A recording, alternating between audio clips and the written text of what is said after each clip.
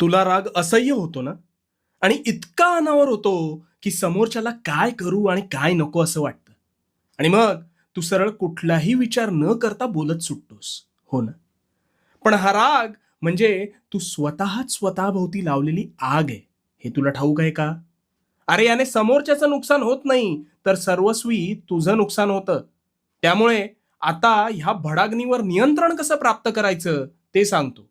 शांतपणे ऐक. तू रागात असतोस त्यावेळी तू सर्वात अविचारी असतोस. म्हणून तू त्या आवेशात हवं नको ते बोलतोस आणि बोललेला शब्द हा कधीच परत घेता येत नाही. त्यामुळे तू समोरच्याच्या मनाचा विचार न करता बेफाम शब्दांनी वार करतोस. आणि त्याला तर ते लागतंच, पण त्याचा त्रास हा तुला जास्त होतो. मग जेव्हा तू शांत होतोस, तेव्हा तुला वाटतं, आपण फार बोलून गेलो का? हो.